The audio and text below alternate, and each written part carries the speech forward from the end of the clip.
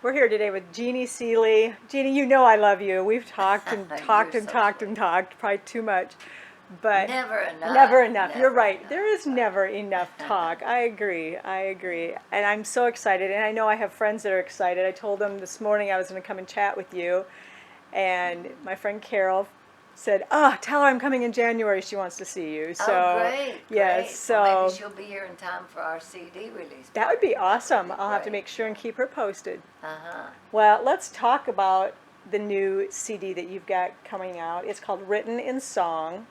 And there are some amazing people that have written songs, that sang songs that were yours. So talk Yeah. about what made you want to put this particular CD out, and name some names, and just tell some stories about some of these songs. Well, first of all, I have to kind of give credit to Eddie Stubbs for one and Kenny Sears for another for encouraging me to do this project. I had mentioned to Kenny one time that if I could find some good songs, I might go in and record again. And he said, you don't need to look anywhere for songs. You need to do yours. And Eddie Stubbs had been telling me forever. He said, you just need to do a whole album of songs that you wrote that other artists have done. Absolutely. So that's kind of where it came from. And I called it Written in Song. My liner notes kind of say these are kind of some of the stories of my life written in song. Mm-hmm. But I'm also quick to point out that not all of these stories were my mistakes, because I'm a good listener to some of my friends too.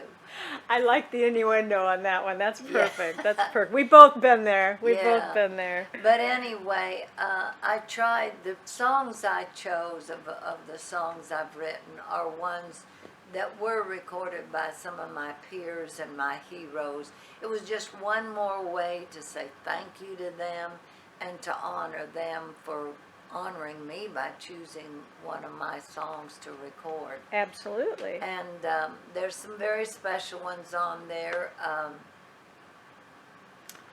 Leaving and Saying Goodbye, of course, was originally done by Farron Young, who was one of my heroes and became one of my best friends. But also an incredible version by Dawn Sears. Yes, bless her So heart. it's kind of another nod to Dawn Sears. I invited her daughter, Tess, to come and sing harmony with me. And I think people will really enjoy that because she sounds like a very young Dawn Sears. Yes, she She's does. got a great Yes, voice. she does. And also Kenny Sears joined us on that for a harmony line also. I think I was just being nice to Kenny. We won't tell him though. That's our Won't tell- secret. No, he won't see this.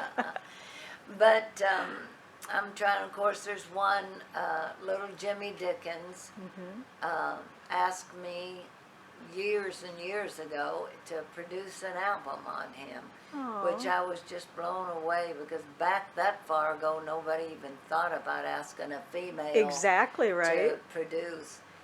And I asked him after we got started, and I said, I just have to ask you, why did you ask me to produce this? And he said, well, didn't you want to? And I said, well, yes, but it is unusual.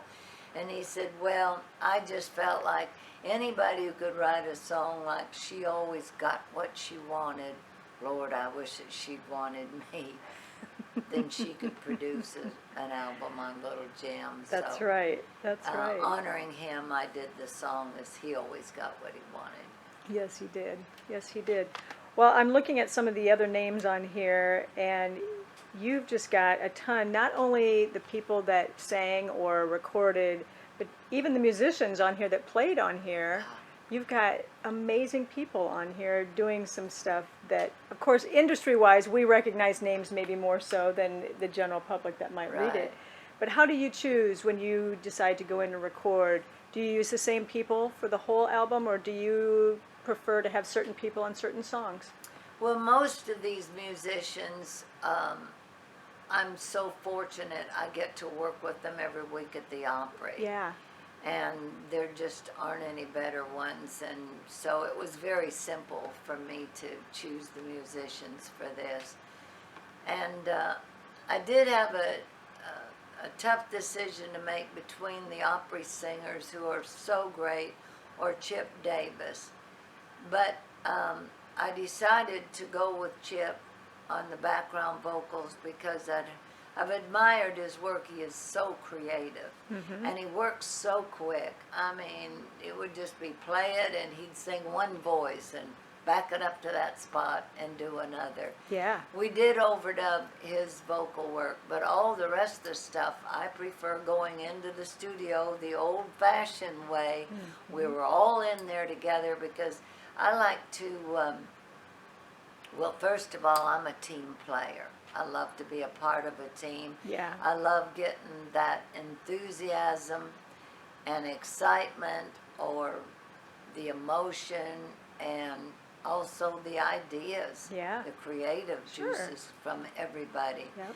And then for us to sit back and hear what we did, it's just a wonderful It's more feeling. rewarding for me as to be part of a team and to enjoy it as a team than just to do it all by yourself. And Sure. who are you going to celebrate with at the end? That's right. Right? Yeah. That's right. So it's wonderful with these guys because we get to do them every week at the Opry and kind of recreate. We're trying to do them regularly on the Opry so that we're all very comfortable with it by the time we get to our CD release party, because I want that to be a party and a celebration and a Oh, good and it time. will be. I It don't will want be. I everybody know to your be friends. We uptight. will have a big party. Yeah, I know my friends too. I'm counting on you. I want to hear all that response. Well, I'm reading a little bit on the liner note here as you're talking. And one of the things says, I'm not above eavesdropping on complete strangers while they are confiding in their friends. When asked why I waited so long to record these songs, you said, I told them I waited until everybody had forgotten who I wrote them about. Well, now I have. And now I've forgotten too. That right there, that's hilarious. That's Part of that's awesome. tongue in cheek. I know it is, and that's part of your humor, and that's why we love you, because thank you. you always make people laugh, and you just have that Southern hospitality, you know, that bless your heart kind of, you know, that Well, I people love about people, you. first of all. Absolutely, I and think it that- shows. It shows in your music, and I it like shows when you animals talk. best, but I like They can't people talk too. back. Oh, okay, so let's go back to how you selected the songs, because you've had songs recorded by so many people, and we know you can only Yeah. put 10, 12, Right. 13 songs on a project unless you're going to go with a double CD. How did you narrow this down? Well, this was, these were the main ones that I still have. That was part of the thing, but I wanted to share this with as many people as I could. If you notice that Connie Smith and Marty Stewart came in and sang, the song Senses means a lot to me because Connie recorded that back in 64, I believe it was. I wrote it, and we had not met. And I was still living in California when I wrote that, and it was sent back here to Chet, Yeah. and he recorded it with Connie. So I asked her to come in and sing with me. She and Marty came in. They were so gracious, and we had such fun, but really worked hard in the studio too. I thought, Oh, yeah. well, we'll make a couple of passes, but Marty he got into it. Of course, he is such an incredible musician Yes, and he has is. such a great ear. And he made the project. He said, Celie, I wanted to make this as special as I could for you. So he said, I brought in a couple of guitars that I want to play. And one of them belonged to Mother Maybelle Carter. Oh my gosh. And another one he brought from his museum had belonged to Hank Williams Sr. See, So, I mean, those yeah. kind of things are just, they make this even more of a treasure to me. Absolutely. And those are the things that I like learning when I talk to artists, because Right. you can't see that on a CD cover. You can't hear it in the music per se. You don't know whose guitar is playing or whose vocal it Right. might be. So those are the little tidbits that make it so wonderful to talk to Yeah. people and to find out what went into going into, you know, different songs and the thoughts behind them. Yeah, for them to take the time to do it at all, but to spend so much time and to work so hard on it. But we did get some good laughs too. We had a wonderful time. And me and my Opry sister, she means the world to me. Yes. And, Yes, absolutely. great. We have somebody on our Facebook Live that just asked a question, so I'm going to go ahead and ask it. Chris Barnes just asked, ask Jeannie about the song Never Gonna See You. Where did the song come from? It's his favorite. Well, that's one that was never recorded before. And the thing that fascinated me about this song, it came so fast when I wrote this. And later, as I was analyzing the song, I realized the entire song is what goes through your mind the second somebody tells you it's all over. Mm-hmm. It's saying, I'm here with you and I'm hearing you say that it's over now. And this is how it should be. It'll be better now. And so, but I can't think, I can't see, I can't feel. It's hard to believe this is real. All I could think was, I'm never going to see you again. And Chris, it came from a real life experience, and I'll just have to leave y'all guessing who that was. We won't tell any secrets on that. Leave it to Chris Barnes. Exactly. A question like that. Exactly. But I'm always glad that they ask because Oh, me too. you know, you Sure. don't know what people are thinking as far as what their favorites are, and you know, you don't know where the song came from unless you ask. Are there any other songs on here that, I mean, obviously they're all personal to you, but that were real personal, especially, there's 2 songs on here that were never released, correct? Yeah, that one and The Pain Once You're Gone. What was that one written about? Where were you at in your life when that was written? Probably not far from that same era. I don't know. I really don't remember. Seems like I got that idea, though, from somewhere else. The hook line says, if it hurts this much just knowing that you're going, how will I stand the pain once you're gone? And because when something bad happens, you realize that's just the beginning. And so I think that's what I was thinking about. I think that idea really came from somewhere else. Yeah. The one that Ray Price recorded, You Don't Even Care Enough to Lie, is an example of where I heard someone else telling their story about it. Said he just, it's like he knows that I know, and it's like he doesn't even care enough to lie. And I was sympathetic, but I was writing it down. Sure, absolutely. The whole time in your head, there's that little light bulb going off going, ooh, there's a line in a song right there. Right. During some of those periods of my life, I just simply could not help but write. Everything was just coming as a song lyric. Everything I heard, everything I thought.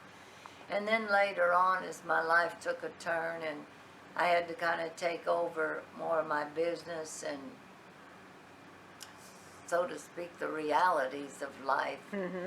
And so my writing kind of got shoved in the background a little bit. But I'm kind of thinking more in those terms again. I was just going to ask you that, if Yeah. you are actively still writing a lot now, or if you're just so busy performing and doing your That's other part of stuff. it. Yeah. Is I'm so busy right now, and I'm so blessed. You I'm are. You're so out on the road a grateful. lot, and at the Opry. Yeah. So between all of that, and now with, you know, you're out promoting this music. Right. So are you going to do any kind of radio tour with this, or are you just going to go out and continue I don't to really do? know. I'll just see. You know, that's an opportunity that's there for the newer artists. I don't know if that opportunity is there for me anymore. We're in a different category. You've never been one to say I don't know if. You're a trailblazer. Come on.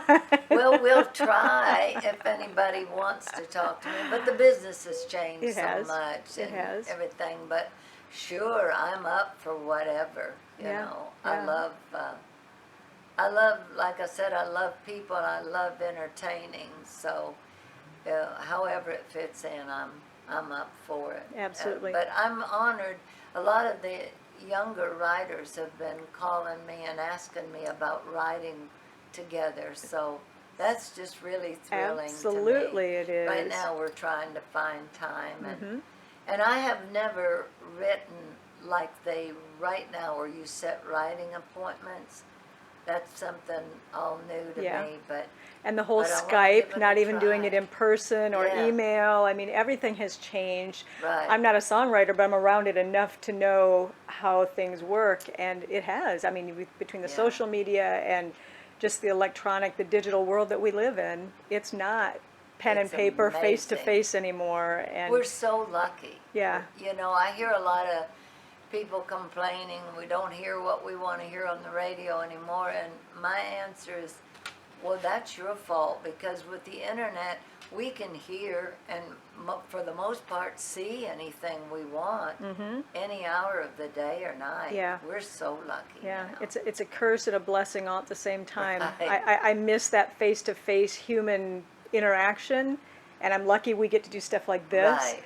But at the same time, it is nice to be able to put your feet up and sit in the recliner and watch something that you missed because you have that Sure. opportunity. So it's good and bad. It really is.